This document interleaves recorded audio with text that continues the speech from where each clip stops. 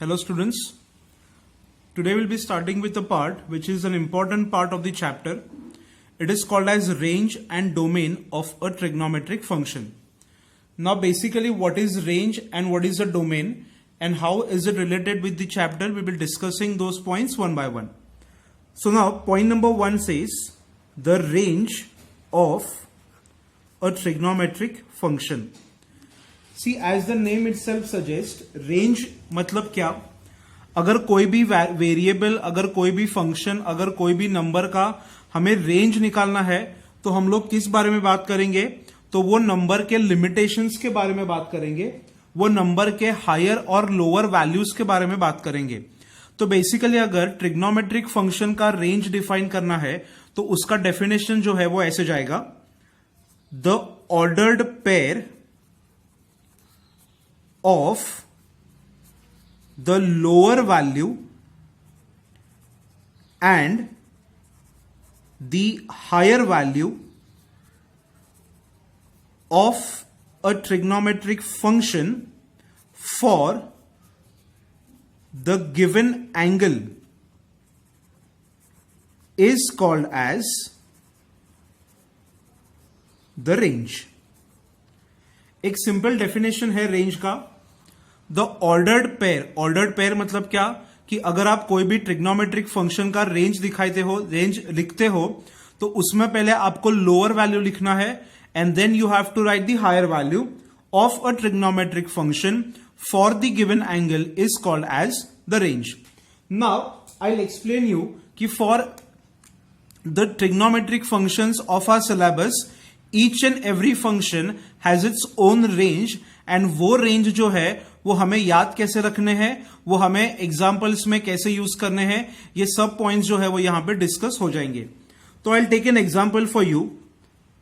The example will be, मान लो अगर मुझे साइन फंक्शन का रेंज निकालना है तो मैं स्टार्ट करूंगा साइन 0 से, उसके बाद I will write sine 30, then I will write sine 45, then I will write sine 60, बाद में I will write sine 90. Along with these values, I'll also find sine of minus 90. Now, what values do we have for these particular angles and the common function sine? Sine 0 का value है 0, sine 30 है half, sine 45 is 1 by root 2, sine 60 is root 3 by 2, sine 90 is 1, and if you find sine of minus 90, then it is minus 1. अभी ये जितने भी angles और ये जो कॉमन साइन फंक्शन लिया है उसमें से अगर आप लोएस्ट वैल्यू डिराइव करोगे from this entire part, which is the lowest value, this minus 1, this is the lowest value. आपको लगेगा 0 ये छोटा है, बट 0 से छोटा भी क्या आएगा, minus 1. And out of these 5 values which one is the highest one, तो ये जो 1 है that is the highest value. तो नाउ यहां पे हम लोग कंक्लूजन क्या करेंगे कि साइन के आगे आप अगर कोई भी एक एंगल रखते हो या फिर कोई भी एंगल का, वेदर इट इज पॉजिटिव और निगेटिव, कोई भी एंगल का अगर आप साइन फंक्शन लोगे तो उसका minimum value will be -1 and the maximum value will be +1. Sine का फंक्शन कभी भी -1 से नीचे मतलब बिलो -1 नहीं जाएगा एंड साइन फंक्शन की वैल्यू +1 से ऊपर मतलब it will never go beyond this number. So now therefore I say the range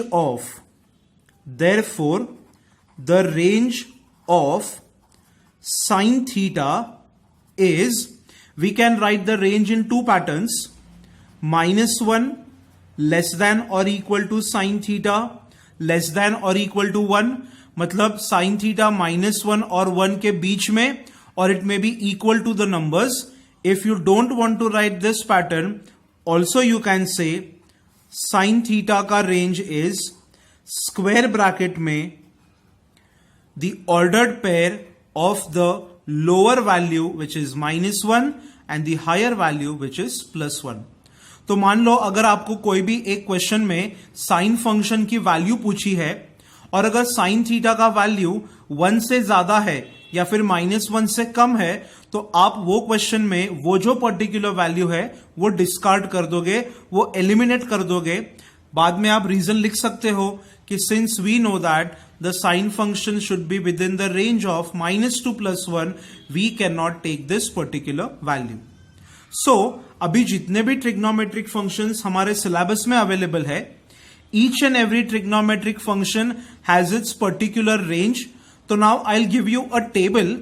ये टेबल में जितने भी सारे फंक्शंस है वो सारे फंक्शंस का मैंने रेंज को क्या किया है, मेंशन कर दिया है। तो कॉलम नंबर 1 यहां पे I will write function and column number 2 यहां पे I will write the range. तो now will start with the basic sine function. तो साइन थीटा का रेंज हम लोग ने जस्ट अभी स्टडी किया। ऐसे लिखो या फिर स्क्वायर ब्रैकेट में लिखो, it is okay.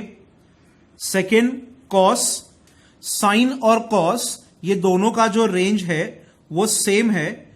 These two functions can not go beyond 1 and can not go below -1।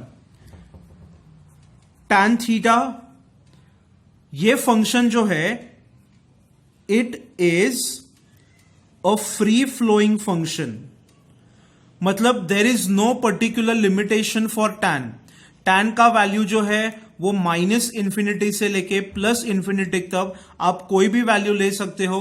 इसको कोई भी नंबर, कोई भी वैल्यू रिस्ट्रिक्शंस में नहीं ला सकती।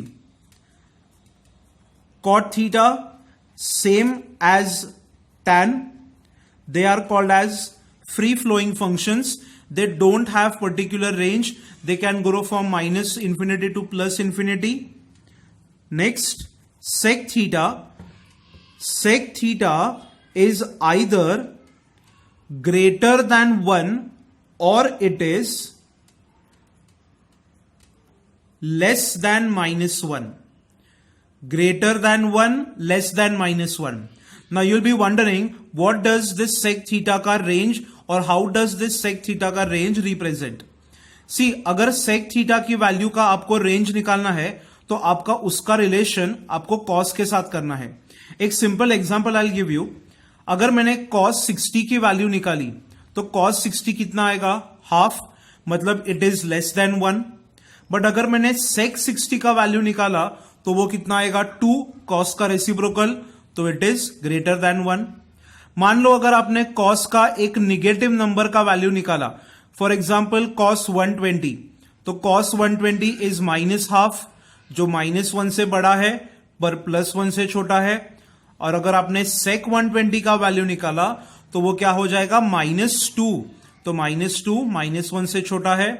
तो जो रेंज में cos आएगा वो छोड़ के इससे ज्यादा और इससे कम में कौन सा फंक्शन मिलेगा आपको, sec theta. And similar to sec, अगर आप cosec थीटा का रेंज लिखते हो तो cosec theta is greater than 1 और cosec theta is less than -1। ये कहां से आया, तो from the range of sine. So now अगर कोई भी क्वेश्चन में आपको ऐसा पूछा जाता है, find the permissible values of, या फिर find the possible values of the trigonometric function, what does it means? You have to find such a values of the function which will satisfy the range of that trigonometric function. See, एक simple example है, अगर आप कोई भी एक competition में participate करते हो तो उसमें वो लोग एक restriction लगाते हैं, the participants should be within the range of 17 to 25 years. What does it mean? अगर कोई भी एक पार्टिसिपेंट 17 के नीचे है या फिर 25 के ऊपर है, they are not permissible, they are not allowed for the particular competition. Similar to that, sine का कोई भी फंक्शन हो, tan हो, cos हो, कोई भी ट्रिग्नोमेट्रिक फंक्शन हो, उसके रिस्पेक्टिव एंगल्स को आपको ऐसे कन्वर्ट करना है वैल्यूज में जो वैल्यूज उनके रेंज को सेटिस्फाई करेंगे। So have you understood this part? A very simple definition: the ordered pair of lower and the higher value of a trigonometric function for the given angle is called as a range. Now, once you have understood what is a range, now you'll be able to understand the definition of the second term, which is called as domain.